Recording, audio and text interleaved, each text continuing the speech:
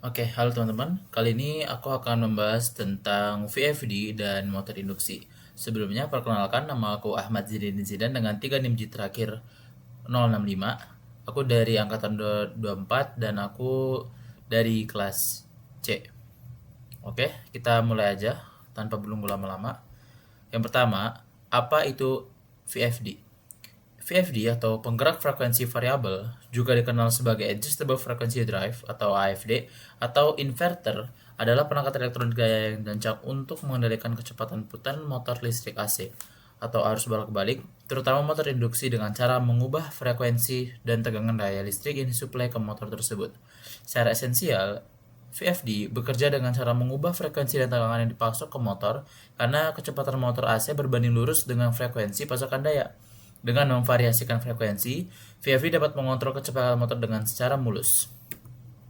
Cara kerjanya dari VFD ialah bekerja dalam 3 tahapan utama. Yang pertama ada rectifier atau penyelarah, di mana daya AC, misalnya 50 Hz atau 60 Hz, dari sumber listrik diubah menjadi daya DC atau arus arah. Lalu tahap ini biasanya menggunakan dioda atau SCR atau sebut silicon control rectifier.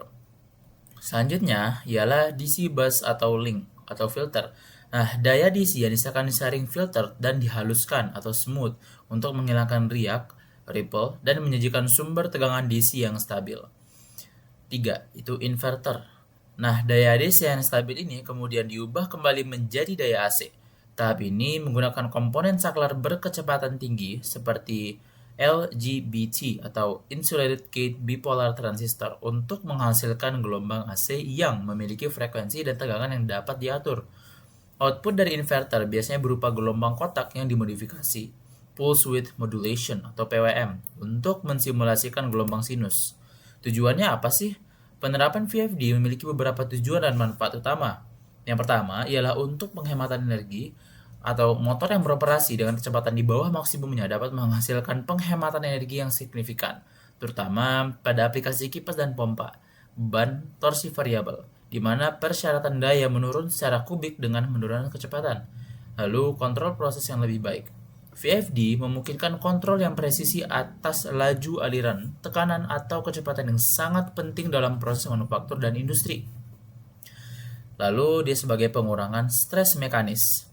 Dengan memungkinkan soft starting, motor berakselerasi secara bertahap daripada tiba-tiba. VFD mengurangi keausan pada motor dan peralatan mekanis yang terhubung. Faktor daya yang lebih baik. VFD umumnya meningkatkan faktor daya sistem secara keseluruhan. Lalu fungsinya apa? Fungsinya itu yang pertama sebagai pengontrolan kecepatan presisi. VFD dapat mengubah frekuensi dan tegangan yang dipasok ke motor karena kecepatan motor AC berbanding lurus dengan frekuensi. Frekuensi ini memungkinkan pengaturan kecepatan variabel yang dimana dia bisa mengubah kecepatan motor secara mulus sesuai dengan kebutuhan beban bekerja, bukan hanya beroperasi pada kecepatan penuh atau mati. Lalu kontrol prosesnya itu lebih baik.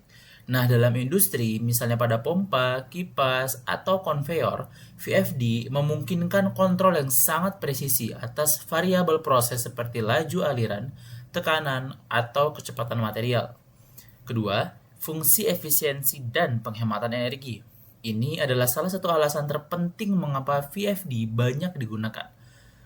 Yang pertama, sebagai pengurangan konsumsi daya, karena pada aplikasi beban torsi variabel seperti kipas dan pompa, sedikit penurunan kecepatan motor dapat menghasilkan penghematan energi yang signifikan karena daya yang dibutuhkan menurun secara kubik. Motor hanya menggunakan energi sebanyak yang benar-benar dibutuhkan proses.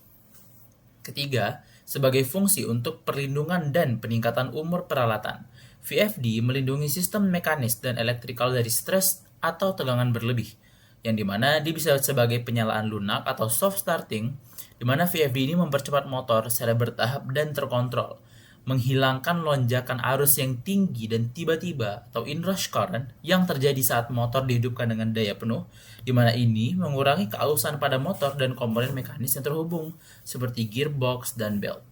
Lalu pengereman itu terkendali, karena VFD itu bisa menyediakan pengereman motor yang terkontrol dan aman, atau dynamic braking atau regenerative braking, bukan hanya mengandalkan gesekan. Peningkatan faktor daya. VFD umumnya membantu meningkatkan faktor daya sistem kelistrikan yang menghasilkan efisiensi daya yang lebih baik secara keseluruhan. Motor AC induksi. Motor AC induksi adalah jenis motor yang paling banyak digunakan di industri karena konstruksinya yang kokoh, biasanya yang relatif rendah dan kendaraan operasionalnya. Strukturnya apa aja? Strukturnya yang pertama itu ada stator atau bagian dalam, di mana stator adalah bagian motor yang tetap diam, terdiri dari inti berlaminasi yang menampung belitan kumparan tembaga yang terhubung langsung ke sumber daya AC, di mana fungsi utama stator adalah menghasilkan enderan magnet yang berputar atau rotating magnetic field RMF yang jasa diberi daya AC. Yang kedua, ada rotor atau bagian yang berputar. Nah, rotor adalah bagian motor yang berputar. Dan sebagian besar motor induksi menggunakan rotor jenis sangkar tupai atau squirrel cage. Nah, rotor ini itu terdiri dari batangan konduktif yang disisipkan ke dalam inti besi, dan batangannya tersebut kemudian dihubungkan oleh cincin pada kedua ujungnya. Rotor tidak lagi terhubung ke dalam sumber listrik. Nah, prinsip kerjanya ialah motor itu bekerja berdasarkan prinsip induksi elektromagnetik. Medan magnet itu berputar ketika daya AC 3 fasa itu dialirkan ke beton stator, kemudian ia menciptakan medan magnet yang berputar mengelilingi rotor, dan kecepatan putar medan magnet itu disebut dengan kecepatan sinkron. Nah, kemudian ada induksi arus pada motor, di mana medan magnet yang berputar itu melintasi batangan konduktif rotor karena rotor merupakan sirkuit yang tertutup, mirip transformator. Nah, perpotongan medan magnet ini menginduksi arus atau tegangan pada batangan rotor, di mana yang selanjutnya ialah gaya torsi. Gaya torsi itu adalah arus yang terinduksi pada rotor ini kemudian berinteraksi dengan medan magnet stator. Kemudian dia bisa menghasilkan gaya torsi yang menyebabkan rotor mulai berputar. Lalu kita masuk ke konsep slip. Motor ini disebut induksi karena arus pada motor atau rotor ini diinduksi, dan asinkron karena rotor tidak pernah berputar pada kecepatan yang sama dengan RMF. Agar arus dapat diinduksi di rotor, rotor harus selalu berputar sedikit lebih lambat dari kecepatan sinkron stator. Dan perbedaan kecepatan ini disebut slip. Dengan rumus slip itu sebagai berikut ya. NS itu adalah kecepatan sinkron atau kecepatan RMF, dan NR adalah kecepatan rotor. Semakin besar beban yang dikenakan pada motor, semakin besar slip yang terjadi. Gitu. Oke, teman-teman, kali ini kita akan masuk ke bagian datasheet, di mana di sini bisa dilihat ya, datasheet dari VFD XSY itu dari tipe AT4, di mana di sini tertulis bahwa dari masing-masing ini ada terdapat sekitar 4 tipe ya. Bisa teman-teman baca aja di sini. Itu yang pertama ada charter 1 installation and wiring, dimana ini seperti urutannya ya, harusnya urutan pengkabelannya, dan ada keterangan-keterangannya dari masing-masing terminal label. Lalu di sini ada terminal description-nya. Jadi di sini ada tulisannya ya, bisa teman-teman lihat. Ini 15 volt hingga 24 volt, dimana dia fungsinya itu sebagai power output-nya. Dimana instruksinya ialah dia itu sebagai 200 mA sebesar 15 volt atau 24 voltage output. Lalu ada port X6 hingga X1 dengan masing-masing fungsi deskripsi yang berbeda-beda dan instruksi yang hampir sama. Tuh, di sini ada port COM juga, dimana ini sebagai common ground. Lalu di sini ada VL1, dimana ini sebagai external analog voltage input. Ada instruksinya hingga ke TA atau relay output A gitu. Oke, lalu di sini bisa teman-teman lihat ada bagian multi speed input frequency control table. Di mana di sini ada tertulis dari main speednya pada sesi 1, speed input pertama itu 1, speed input kedua itu 1, ketiga itu 1, dan original frekuensinya itu 50. Namun pada section speed 1 hingga section speed 7 itu berbeda-beda nilainya. Bisa teman-teman lihat ya, berbeda semua nilainya.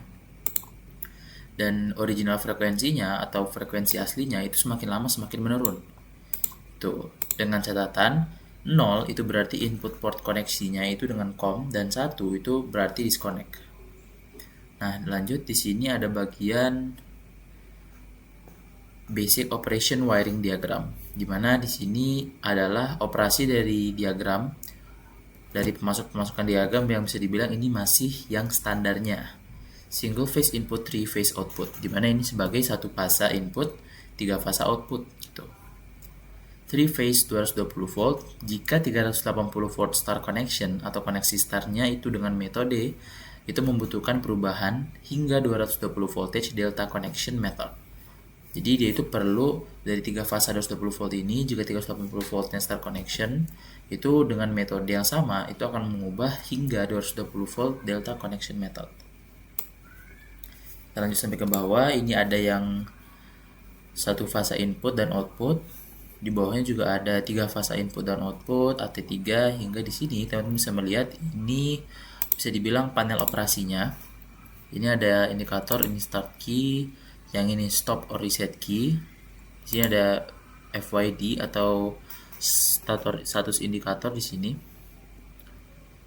Ini salah satunya ya di sini. Teman-teman lihat dulu. Lalu di bawahnya itu ada instruksi kuncinya. Jadi ketika ada icon programming, di sini terlihat dan dijelaskan masing-masing dari deskripsi fungsinya. Di mana dari programming icon itu untuk menyeleksi mode dan programming mode. Dimana ketika kita ingin modifikasi parameter yang kita punya, kita akan menggunakan icon programming ini. Dimana ikonnya itu ada di sini, programming. Lalu ada bagian function atau save itu di bagian sini ya, func atau data. Dimana ketika kita menekan tombol ini, maka informasinya itu akan tersimpan secara otomatis. Ini ada tombol key ngadep ke atas, ini ada ke bawah, dan lain sebagainya ya. Di sini juga sama. Start untuk start inverter, stop reset untuk breakdown, dan fault resetting. Nah, pada chapter kedua ini itu ada terkait parameter spesifikasi. Jadi dari sini, entah itu dari parameter P00 hingga ke bawah itu paling gede sampai mentok itu P127. Nah, di sini itu dijelaskan masing-masing bagiannya itu ada spesifikasi parameternya. Entah itu dia maksimum voltage, reference frekuensi, atau voltage yang rata-rata. Dan masing-masing rata-rata voltage-nya itu berbeda-beda dari setiap parameter. Dengan default yang berbeda-beda, dan unitnya itu 1-2, itu ada yang sama.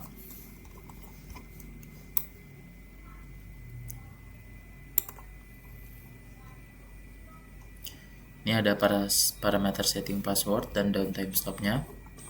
Ini parameter setting prosedur. Nah, di chapter terakhir, itu fault code display. Jadi ini ketika ada display yang menunjukkan error, nah maksud dari errornya itu seperti ini. Ketika error 1, itu berarti ada kesalahan di sirkuit yang kecilnya, atau dia itu ada beban berlebih hingga modul proteksinya itu aktif. Ini error 2 juga ada, error 3, error 4 hingga error 9. Masing-masing ada fault code display dan penjelasannya. Jadi teman-teman bisa melihat di datasheet VFD XYZ dari AT4.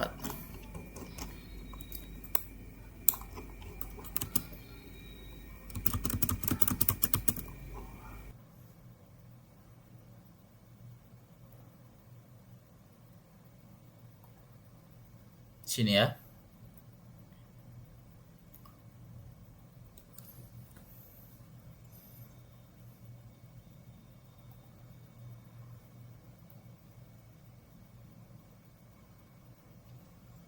Tuh, ini hasilnya.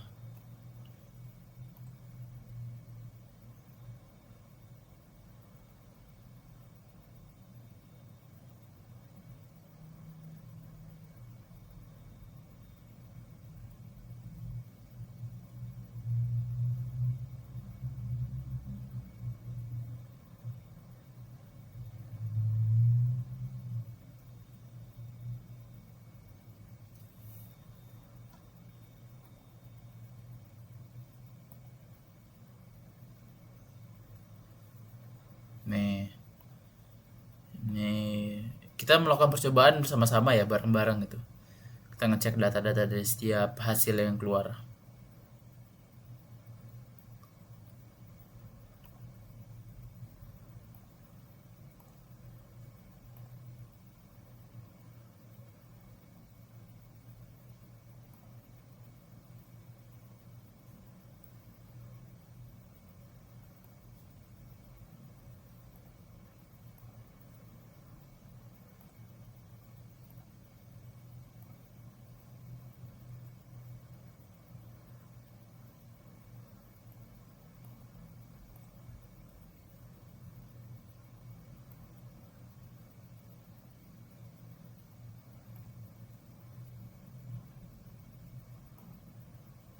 Yang ini ya.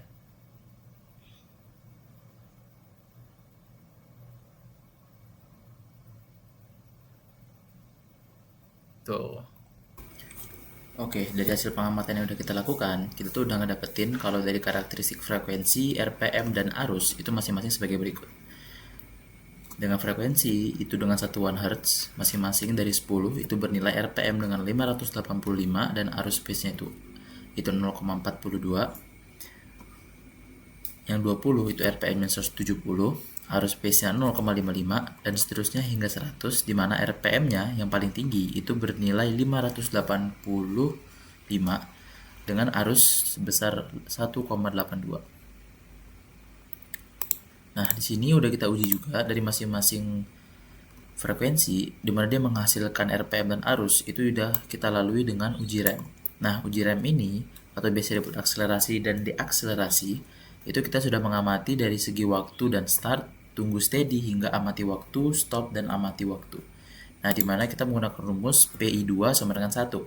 Nah, hasilnya sebagai berikut. Dengan tabel pada P34 itu dengan satuan Hertz masing-masing sama ya dengan P42 itu 5, 10, 15, 20 dan 25. Dengan Hertz yang kita gunakan itu sama, itu berkisar 75. Lalu pada waktu akselerasi dan waktu diakselerasi serta arus phase tertinggi. Nah, di sini letak nilainya ada yang berbeda-beda. Namun pada P34 dan P42 di 15 dan 20 itu memiliki nilai arus phase tertinggi yang sama di 1,8. Nah, kita sudah menyesuaikan dengan datasheet VFD kita sendiri, yaitu pada model VFD 015 M43A. Dengan contoh itu pada delta atau WNVT kalau nggak salah, dan Autonix yang setara. Dengan mana tipe motor yang digunakan itu 3 fasa induksi motor dengan daya output itu sebesar 1,5 kW. Di sini terlihat pada tegangan inputnya itu sebesar 1 fasa atau 3 dengan 200 sampai 240 volt, AC kurang lebih 100 atau 10% dengan 50 atau 60 Hz. Di sini terlihat ya, entah itu mulai dari metode kontrol, metode operasi, resolusi frekuensi, hingga dimensinya, itu semuanya tercatat di datasheet VFD dari model yang kita gunakan.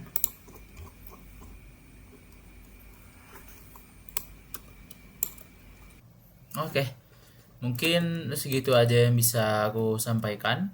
Mungkin lebih kurangnya mohon maaf. Terima kasih, sampai jumpa di video berikutnya.